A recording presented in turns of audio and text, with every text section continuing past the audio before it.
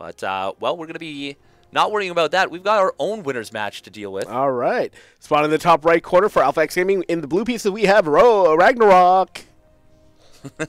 RAGNAROK.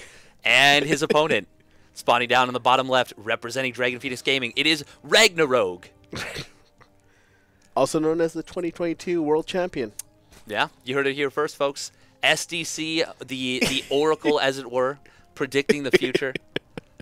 I like the idea of RAGNAROK and RAGNAROK because it makes me think of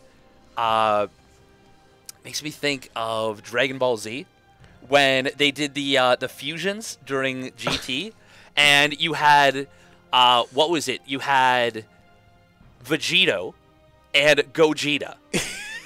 And they were both made of the same thing, but for whatever reason they had one person in the lead. Is that okay? I've got to get my glasses checked because that also looks like a misplaced hatchery. No, it's not, right? No. There's if no Rogue way. misplaces a hatchery, I think is there any hope for anyone? Yeah, right. Now I do like where RAGNAROK did place his spawning pool. It will allow him, in case there is a 12 pool coming, in case there's something crazy, he is going to be able to wall off with the Evo Chambers. And it means like they have to go a little bit further. Yes. Or he's just buying time for himself. Yeah.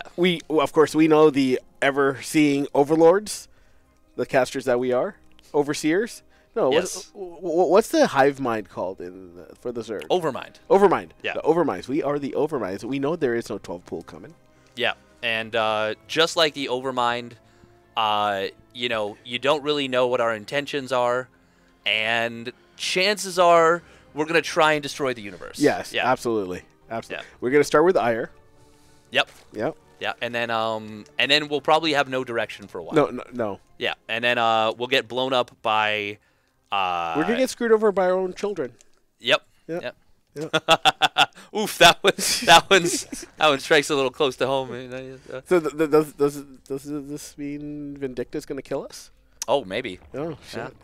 I mean, he does have some pretty decent TVZ. So far, speaking of you know, StarCraft, not a lot has happened here so far. We have seen hatch first, hatch gas pull from both players. We are seeing, I think, did both of them? No, okay. For a minute, both of them skipped the baneling nest, which was a little bit interesting. But Rogue is actually going to be the one actually skipping it, I think. And he's going to be going for a mass lane play to kind of allow him to do this. All right, so the baneling nest won't be ready in time for these links to show up. I believe he is going to wait for speed to finish up before he shows those links. He is pulling them at the front of the natural, and this should be able to get a deny on the third base. Potentially, but RAGNAROK has actually gone for a lot of lings of his own. And he will have that baneling nest, I think, in time.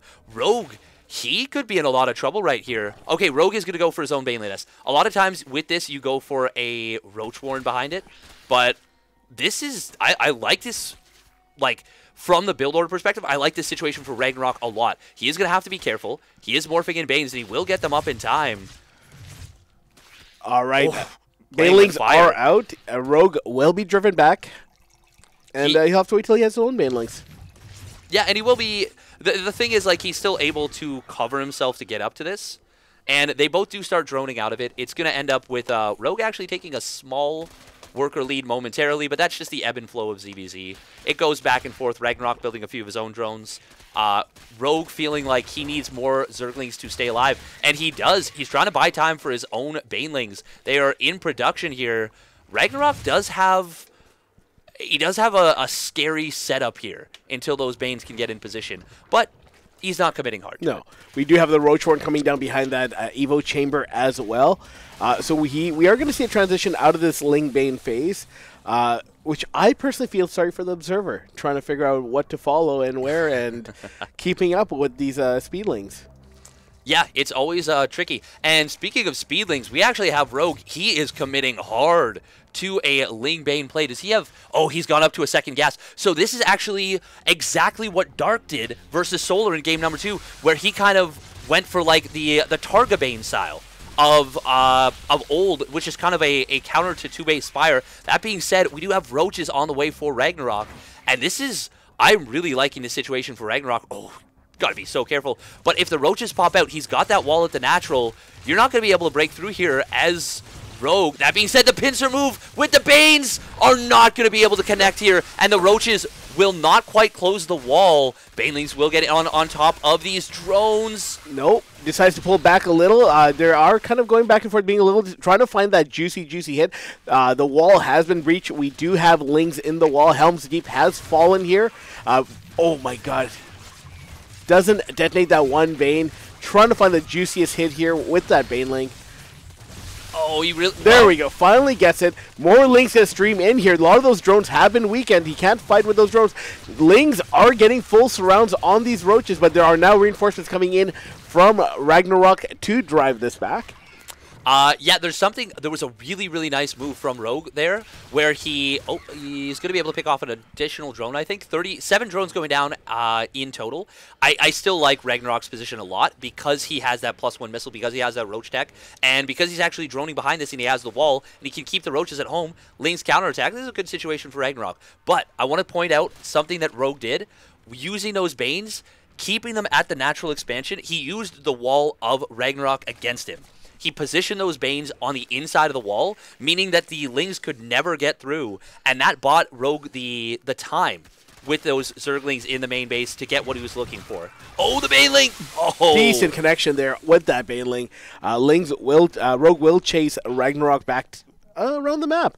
I just love the indiscriminate places these Lings go. Like, there's absolutely no rhyme or reason where they choose to run them out. Gonna jump back onto creep here. Will take out that third base there. Oh my god, that's huge. That is gigantic. Oh, I love the little move here from RAGNAROK, using Lings, splitting them off to block the ramp. He does target the hatch. That's a big mistake. So, okay, he did 3 things right there. He split his Lings into 3 groups. One of them, he sent up to the top 2 or 3 Lings to morph into Banes. That got spotted by Rogue. He dealt with it. But while he was doing that, he just clicked into the main. Instead of clicking into the mineral line, he accidentally clicked the hatch, and so it just attacked the layer and to no effect. And I do love how he... Oh. Well, that's a little bit of an anticlimactic GG timing, but that's the problem with losing the third base. There was an extractor trick from RAGNAROK. That was... You don't see that often. I don't think that was... I think that actually was a mistake. I actually think he went to 14 drones. RAGNAROK does do that, though. He does like to do it? He does do it every now and then. I've seen it do it once or twice in Brawlers Club. Huh. Because I've made the mistake, for sure, of, like, I build a 14th drone, and I'm like, oh. Guess we're doing extractor tricking. Yep. Haha. Chat, you're here for the great StarCraft, but you're staying for the sellout segments. Let's be honest here. Yep. That's really why you're sticking around. And to be honest, if you want to see a King of Battles 3, one of the best ways you can do that, download that link. That is what Backblaze is looking for. They're looking for people to try out their cloud servers. If you are looking, in all seriousness, for something, if you work in data, it is important to keep that backed up. So, or not even data. Like, it's a great place to back up your pictures. How many times have you lost your phone and boom, all your pictures are gone? Some of those pictures probably should be gone, but yeah, it's also a very secure service. Yeah. Now you could also the other option is to just not take any pictures of anyone you love, or just not have anyone that means anything to you, and just only play StarCraft. But even then, I would want to back up my replays. You know what I would probably put in my Backblaze account? What's that? Pictures of G Fuel. Yeah, there you go. Pictures of G Fuel and receipts. The taxable receipts I will receive from donating to the American Red Cross. Oh, look at that. That was seamless. That was a triple crown right there.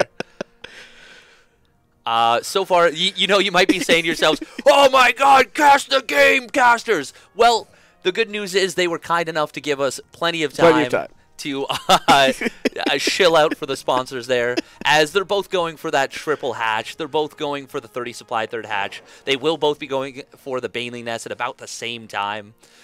Nothing out of the ordinary. This is a bit of a bigger map in the sense of a lot of attack angles around your bases, so you got to be a little bit careful dealing with Lingbane aggression. Now, will we see that from either player? Once again, like I said in the early game, it's always possible. At any given time, you can build a bunch of Zerglings and just try and kill your opponent. And that is why Cyril's scouting made him such a king of this matchup. Absolutely. Because he was always checking on his opponent's drone count. He always knew to look and see when my opponent's attacking, when they are not.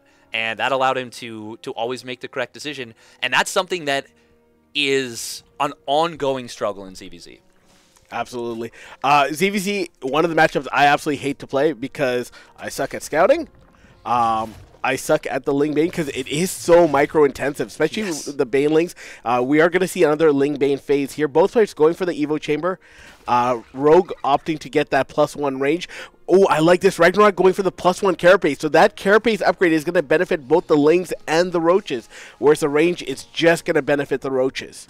Yeah, this is actually going to be a very, very good situation for RAGNAROK because there's no timing where the missile will be done before the carapace. This is a very, very cool scenario. We're also seeing a layer coming down from Rogue.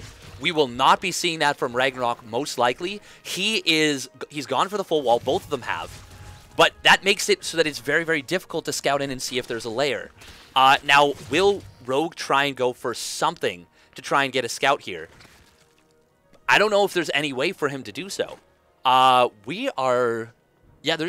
He's going up to 5 gases. This is a really, really cool maneuver out of RAGNAROK. This could really, really catch Rogue off guard if he just goes for a ton of Roaches right here. All right, Rogue first. Oh, no.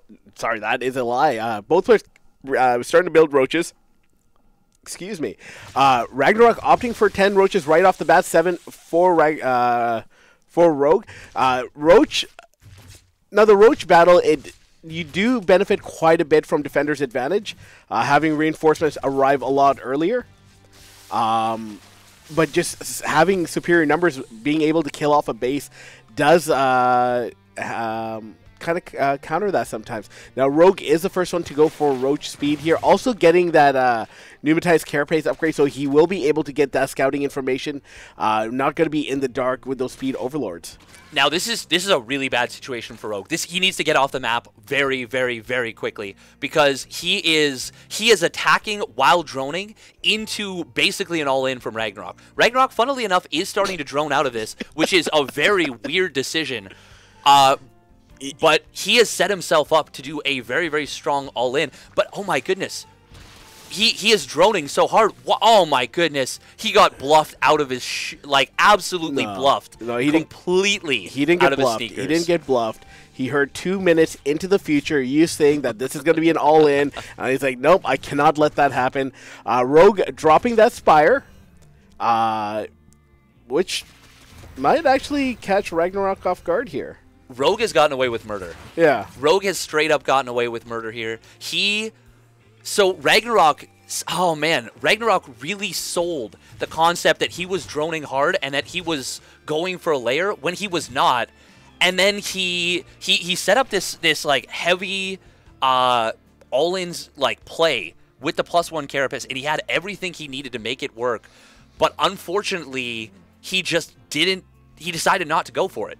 They're both going for a Spire. Yeah, but his will be much Rogue is later. so much faster, and Rogue has so much more gas in the bank. We see Debo right there letting us know. Terrible, terrible damage. If it ends up Mutas versus Mutas, now it's very important for RAGNAROK that he scouted his opponent's Spire because he can know to go for Corruptors, for example. But if Rogue knows that RAGNAROK is going Mutas, Rogue can just continue to build more and more of these units, and we are seeing Overlord drops. Interesting. Okay. Huh. Those were Roaches in there or Banes? Those were Roaches. Okay. That's a really... So he built them, and then he committed to going for them after scouting the Spire. All right, 9 Mutts are out for Rogue. They are on the map. I'm not sure. There they are, making their way across the map. So I think RAGNAROK is going to try and go for Roach. They Roach. do catch the Roach drop there. Roach. Oh, he's going for Mutas. No? Oh my God. Oh my. He just started Rogue? 11. Hello? He just started 11 Mutas and then canceled them all and built 3 Corruptors. He just lost 11 Larva.